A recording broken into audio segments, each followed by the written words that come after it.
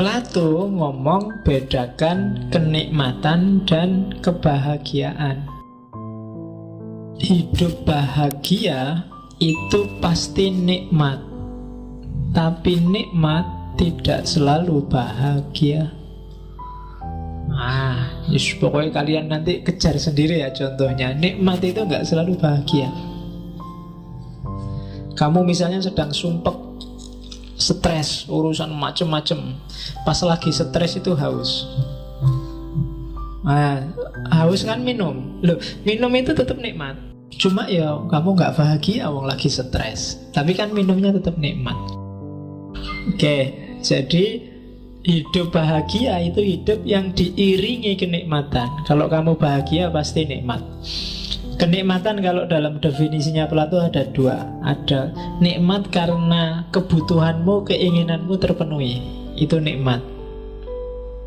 Ada nikmat yang lebih hakiki, yaitu nikmat yang tidak tergantung pada perubahan fisik. Ini biasanya lebih lama, lebih abadi.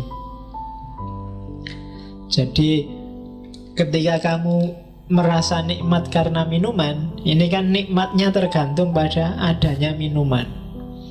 Ketika kamu nikmat karena makanan, nikmatnya tergantung pada adanya makanan. Tergantung pada yang fisik. Carilah nikmat yang tidak tergantung pada fisik. Itu akan lebih abadi, katanya Plato. Contohnya apa? Nikmatnya ilmu, nikmatnya pengetahuan. Itu nggak tergantung fisik. Kamu mempelajari sesuatu terus paham, wah itu ternyata yang dimaksud. Itu nikmat dan nggak tergantung fisik. Meskipun kamu sedang lapar, sedang haus, tetap dia tidak berpengaruh. Beda sama yang tergantung fisik tadi. Jadi kalau yang tergantung fisik, fisiknya harus ada dulu baru kamu merasa nikmat. Tapi kayak pengetahuan itu kan nggak butuh yang di luar dirimu. Yang dibutuhkan cuma dirimu aja.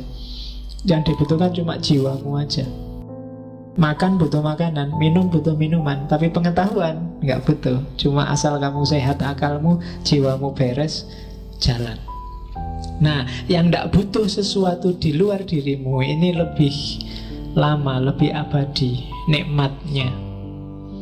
Kamu menikmatinya bisa terus menerus. Tapi yang minuman, ya begitu diminum, selesai minum, nikmatnya hilang.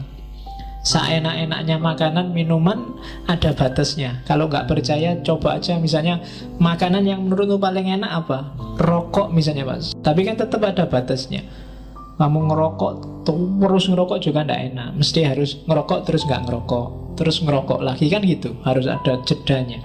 Itu fisik. Syukur-syukur kamu bisa ndak ngerokok tapi rasanya kayak ngerokok. Oh, itu lebih abadi. Loh, kalau kamu bisa ke sana, kamu ndak butuh rokok lagi, tapi tiap hari pokoknya rasanya kayak ngerokok. Nah, itu lebih abadi. Berarti nggak butuh lagi ketergantungan fisik, ketergantungan yang di luar dirimu. Oke, terus hati-hati ya. Kenikmatan, katanya Plato, ada dua hal yang sering meleset dari kenikmatan. Yang pertama, nikmat tanpa refleksi rasional. Jadi nikmat tapi nggak ngukur dirimu. Pokoknya aku haus, ada minuman ya tak minum. Nggak mikir ini minumannya siapa, cocok ndak apa ndak tak minum, ini jenis minuman apa. Itu berarti cari nikmat tanpa mikir, tanpa menggunakan akalnya. Itu mesti nanti hasilnya menyusahkanmu sendiri. Jadi kenikmatan tanpa refleksi rasional itu tidak tepat. Kebalikannya juga tidak tepat.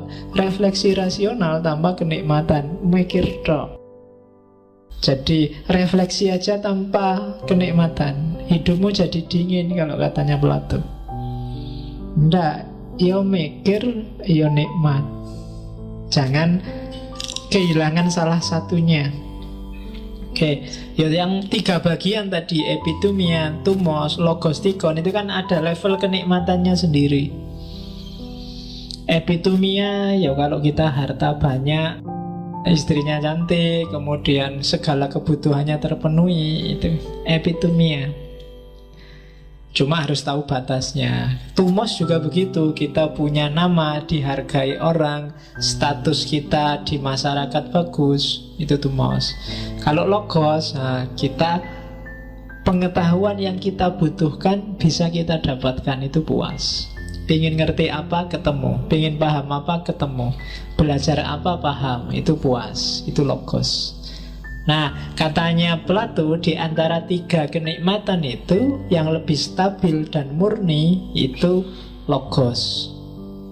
Kenapa stabil dan murni? Karena 2 kenikmatan yang lain sifatnya tadi kayak gendong yang bocor.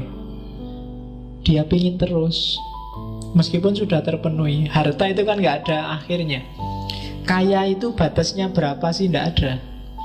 Orang selalu pingin lebih, pingin lebih.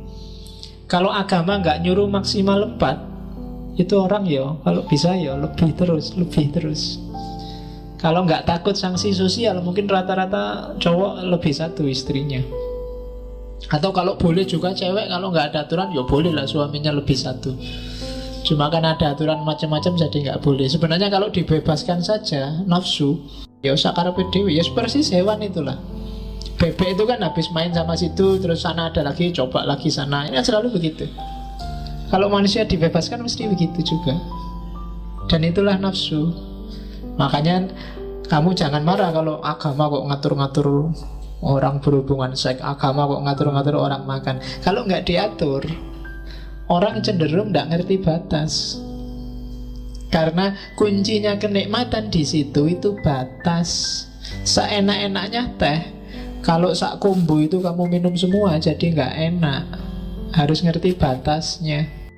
Karena dia nggak abadi. Beda sama pengetahuan. Pengetahuan itu memang kalau bisa kamu cari sebanyak-banyaknya, karena dia stabil.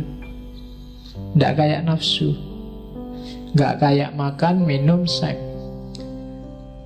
Jadi untuk ngerti ini, ngerti takarannya, kapan harus berhenti, kapan harus nambah, ya lagi-lagi rasio yang harus main. Ketika rasiomu bisa main, ngontrol kenikmatannya epitumia, tumos, dan logostikon, otomatis kamu akan bahagia.